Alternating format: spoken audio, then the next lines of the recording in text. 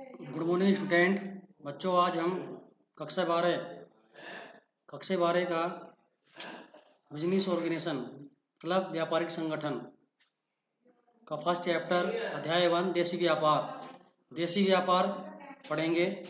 देसी व्यापार में बच्चों व्यापारिक सौदों की गतिविधियाँ, home trade, pursuits of business transactions.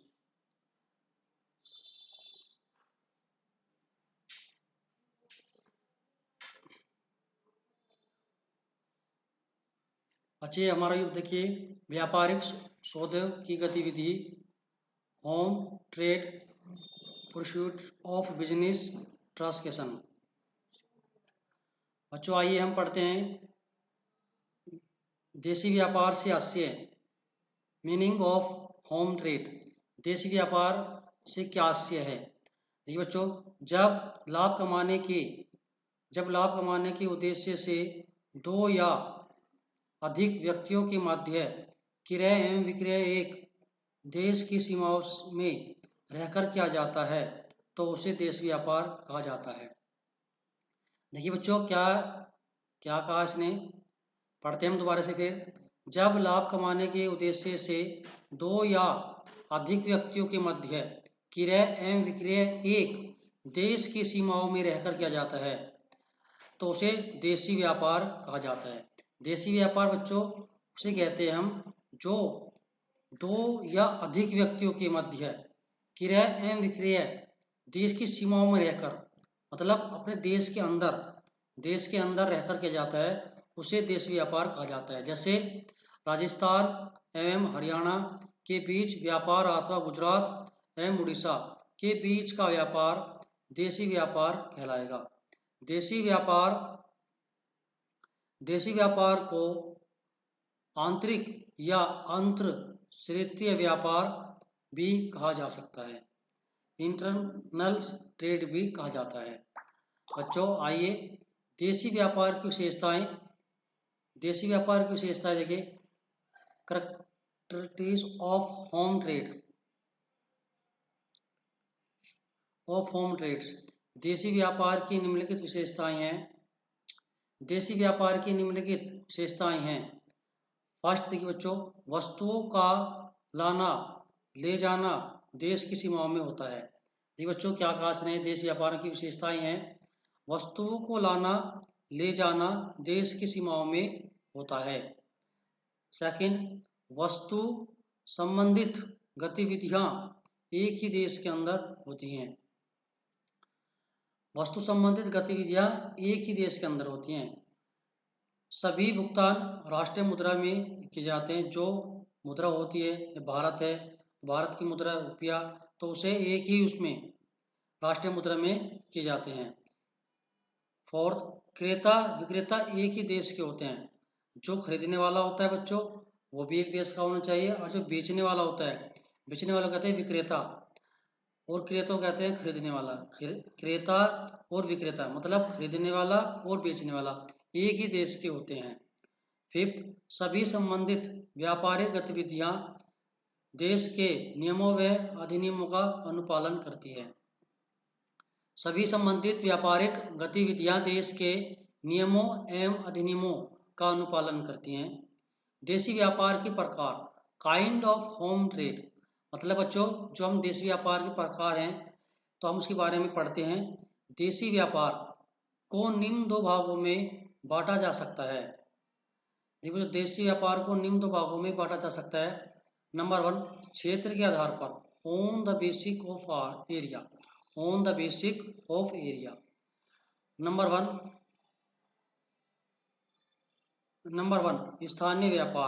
स्थानीय व्यापार लोकल ट्रेड।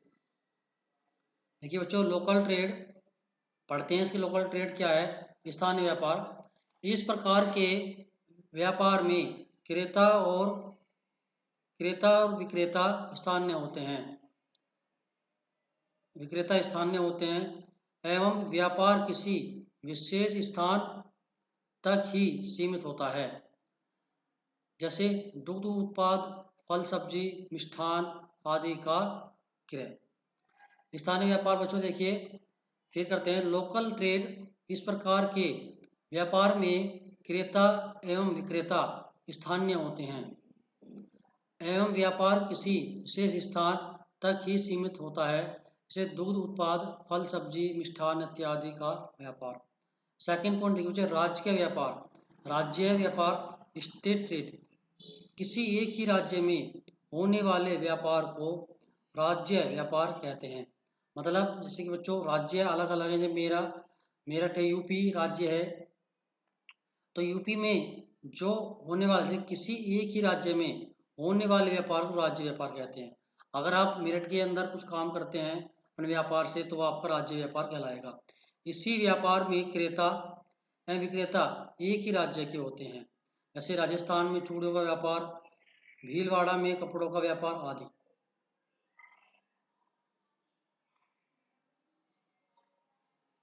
बच्चों थर्ड पॉइंट देखिए, थर्ड पॉइंट में क्या कह रहा है, अंतरराज्य व्यापार। अंतरराज्य व्यापार क्या होता है बच्चों, इंटर स्टेट ट्रेड, विभिन्न राज्यों के मध्य होने वाले विभिन्न राज्यों के मध्य होने वाले व्यापार को अंतरराज्य व्यापार कहते हैं।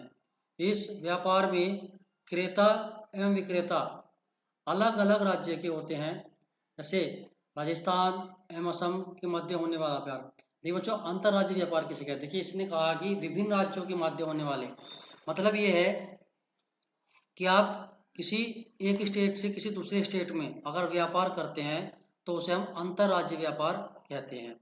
अंतरराज्य व्यापार कहते हैं इस व्यापार में क्रेता एवं विक्रेता अलग अलग राज्य के होते हैं, जैसे राजस्थान एवं असम के मध्य होने वाला व्यापार अंतरराज्य व्यापार कहा जाता है। क्रय विक्रय के आधार पर on the basic of sale purchase. अब देखिए बच्चों फर्स्ट हमारा ये है थोक व्यापार, कि होल सेल ट्रेड। थोक व्यापार, wholesale trade. Wholesale trade माने बच्चों थोक व्यापार होता है।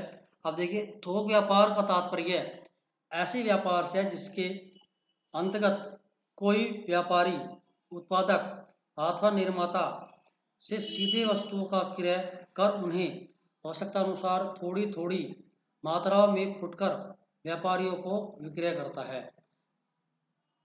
थोक व्यापारी उत्पादक या निर्माता और फुटकर व्यापारी के बीच की कड़ी है, तो उसे हम थोक व्यापार कहते हैं। थोक व्यापार थोड़ी थोड़ी मात्रा में फुटकर व्यापारी विक्रय करते हैं, तो उसे हम थोक व्यापार कहते हैं।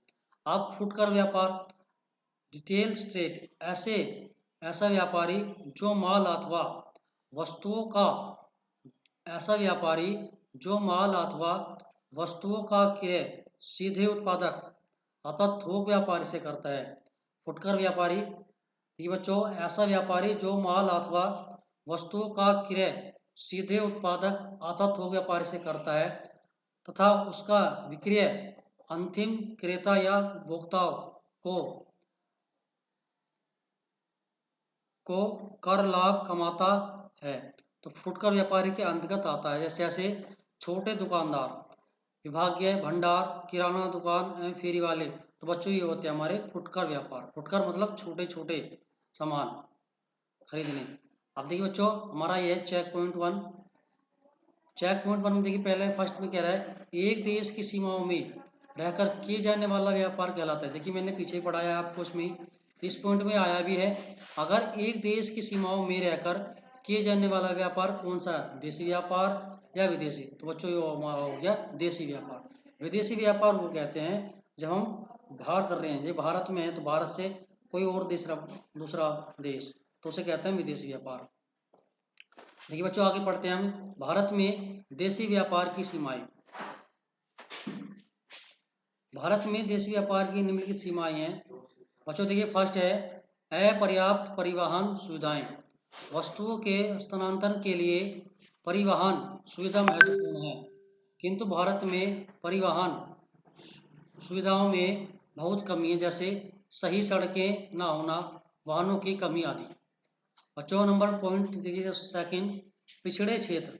पिछड़े क्षेत्र जो होते हैं, आज भी भारत में बहुत सी संख्या में पिछड़े क्षेत्र हैं जहां शिक्षा का अभाव है। आज भी भारत में बहुत संख्याओं में पिछड़े क्षेत्र हैं जहां शिक्षा का अभाव है। ऐसे में व्यापार करने में कठिनाइयों का सामना करना पड़ता है। बच्चों थर्ड देखिए, थर्ड महंगी देसी वस्तुएं। महंगी देसी वस्तुएं विदेशी वस्तुओं की अपेक्षा देसी वस्तुएं महंगी हैं। महंगी देसी वस्तु विदेशी वस्तुओं की अपेक्षा देसी वस्तुएं महंगी हैं। जय कारण विभिन्न प्रकार के प्रत्यक्ष अप्रत्यक्ष कर वे अलग अलग राज्य व केंद्र के नियमों व अधिनियम होना है। नंबर फोर्थ, भंडारण सुविधा का अभाव। मुख्यतः शीघ्र नष्ट होने वाले वस्तुओं के लिए सही व उपयोगी भंडारण सुविधाएं उपलब्ध नहीं हैं, जिसके कारण हानि उठानी पड़ती है। क्वेश्चन नंबर 5 देखिए, विविध भाषा प्रचलन। भारत के अधिकांश क्षेत्रों में भिन्न भिन्न भाषाएं बोली जाती हैं, जिसके कारण अंतर्राज्यीय व्यापार में समस्या आती है। देखिए बच्चों, अगर हम अलग अलग स्टेट की अलग अलग भाषाएं हैं, देखिए इसमें कहा है कि विविध भाषा प्रचलन, कि आपकी भाषा भारत के अधिकांश क्षेत्रों में भिन्न भिन्न भाषाएं बोली जाती हैं, जिसके कारण अंतर्राज्यीय व्यापार में समस्याएं आती हैं। अब देखिए बच्चों 6, संचार साधनों की कमी। संचार साधनों की कमी में आज भी भारत के कई भागों में पर्याप्त संचार साधन नहीं है, जिसके कारण व्यापारिक संचार नहीं हो पाता, अतः व्यापारिक प्रभावित होता है।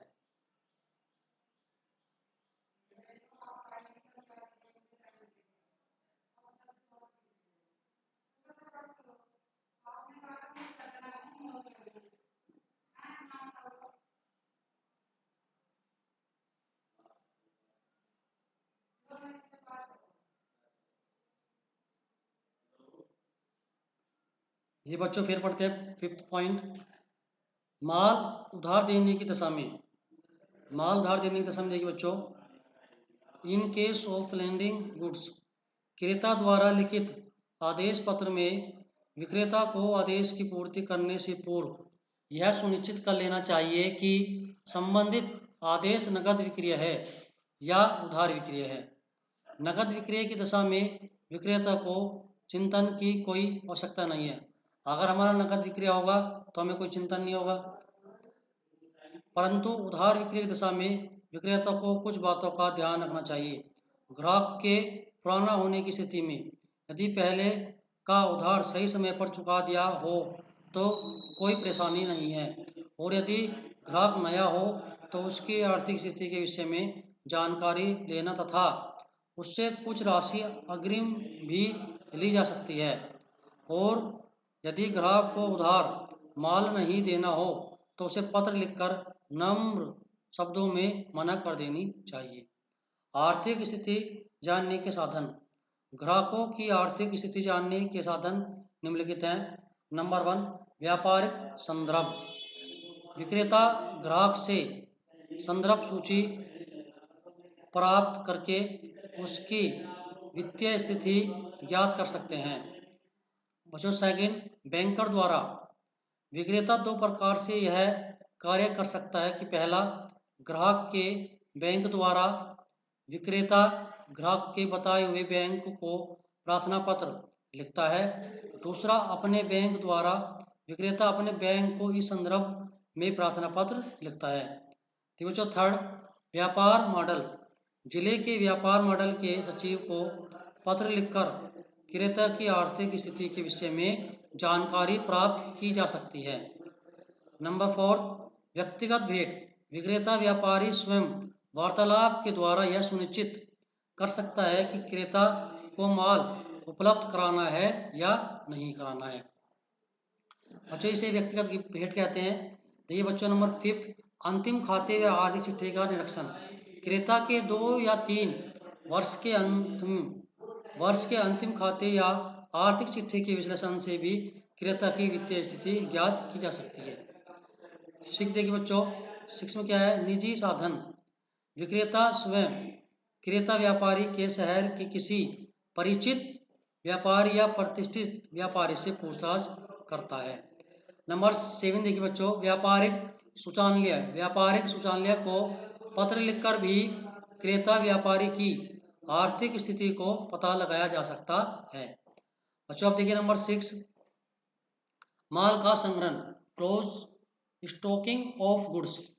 माल का संग्रहण है बच्चों, ग्राहक को माल बेचने की तैयारी करते हुए ग्राहक द्वारा भेजे गए आदेश से संग्रहण किए माल का मिलान कर लेना चाहिए, जिससे कोई वस्तु रह न जाए।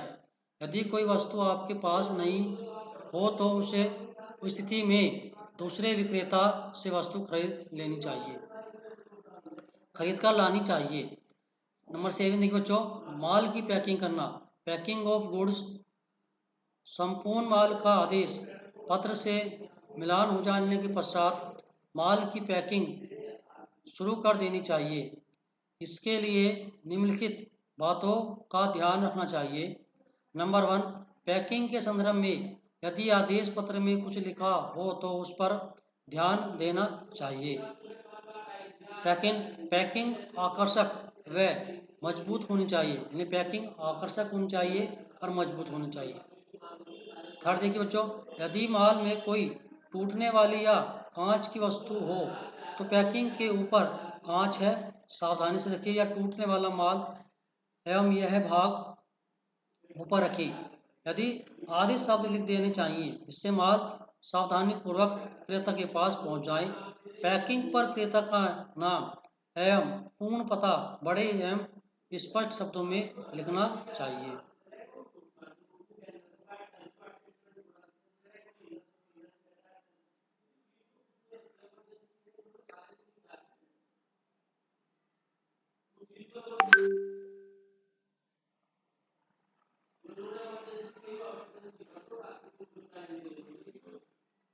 देखिए बच्चे, अगला पॉइंट है हमारा बच्चों, माल भेजना, शिपिंग गुड्स। माल की पैकिंग हो जाने पर इसे भेजने की व्यवस्था करनी होती है। माल को उसकी प्राकृतिक एवं मार्ग की दूरी को ध्यान में रखते हुए साधन का चुनाव करना चाहिए। क्रेता द्वारा आदेश दी गई वस्तुओं को उचित प्रकार से निम्न साधनों में से किसी भी एक साधन द्वारा भेजा जा सकता है। डाक पार्सल द्वारा इसके माध्यम से हल्की एवं मूल्यवान वस्तुओं को भेजा जाता है। इसमें वस्तुओं को ठीक प्रकार से सील लगाकर पैकिंग कर देनी चाहिए तब पार्सल को भेजने से पूर्व उसकी रसीद अवश्य प्राप्त कर लेनी चाहिए। नहीं बच्चों, इसमें इतना ही है और हम नीचे चलते हैं, कुछ और जो मेन पॉइंट है समझ। नहीं बच्चों, नंबर 9 देखिए बच्चों, माल का बीजक बनाना, मेकिंग इनवॉइस ऑफ गुड्स। माल क्रेता को भेजने के पश्चात विक्रेता द्वारा माल का बीजक तैयार किया जाता है। बीजक के अंतर्गत संबंधित माल की कुल मात्रा, कुल मूल्य, उस पर होने वाले अन्य व्यय एवं कर आदि बातों का उल्लेख होते हैं। इस बीजक की सहायता से माल का विक्रय मूल्य निर्धारित किया जाता है। बच्चों, माल का बीजक बनाना भी बहुत अनिवार्य है। बीजक विक्रेता द्वारा क्रेता को माल की सुपुर्दगी के साथ दे दिया जाता है, अन्यथा डाक के द्वारा भेज दिया जाता है। यदि बीजक माल के पहुंचने से पूर्व ही क्रेता को प्राप्त हो जाता है तो वह माल की बिक्री का आवश्यक प्रबंध भी कर सकता है। जी बच्चों, ये पॉइंट आपको खुद करने हैं। चेक पॉइंट 1, चेक पॉइंट 1 और चेक पॉइंट 1, चेक पॉइंट 1, 2 और चेक पॉइंट 3, ये बच्चों आपको खुद करने हैं। अब देखिए बच्चों, 10 पॉइंट, माल भेजने की सूचना देना, इन्फॉर्मिंग गुड्स। बीजक तैयार होने पश्चात माल विक्रेता क्रेता को माल भेजने की सूचना हेतु पत्र लिखता है। इसमें माल किसी यातायात साधन, सवारी गाड़ी, मालगाड़ी या ट्रांसपोर्ट द्वारा भेजा जा रहा है एवं बिल्टी किसी प्रकार भेजी जा रही है, जैसे डाक द्वारा, बीपीपी, बैंक द्वारा अथवा माल को साथ आदि संपूर्ण बातों का उल्लेख किया जाता है। माल को भेजने की सूचना पूर्व में देने से क्रेता सजग हो जाता है एवं समय पर माल प्राप्त कर लेता है। बच्चों, आइए हम आगे पॉइंट पढ़ते हैं जो इसमें मेन पॉइंट है।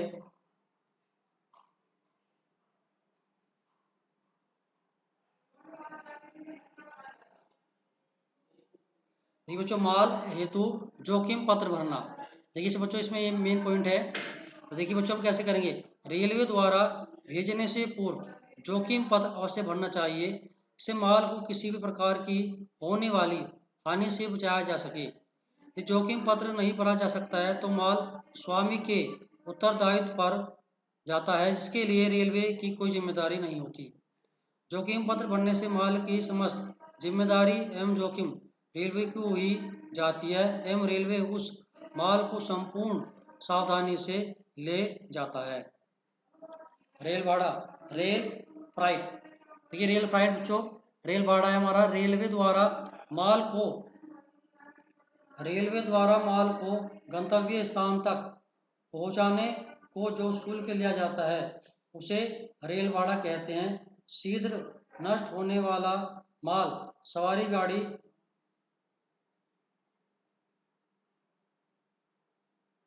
Railway receipt.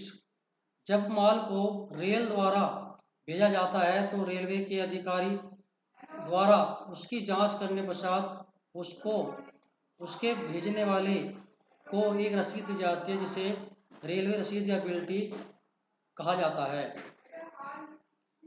इस रेलवे रसीद के द्वारा यह प्रमाणित किया जाता है कि माल रेलवे अधिकारी को सौंप दिया गया है। गंतव्य स्थान पर माल को प्राप्त करने के लिए रसीद की आवश्यकता होती है। इस रसीद को रेलवे अधिकारी प्राप्त कर माल की स्वामी को लौटा देता है।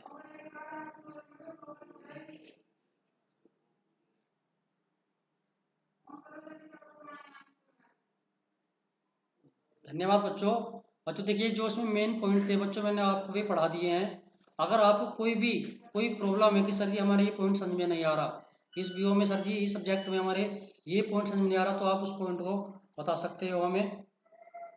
Thank you student.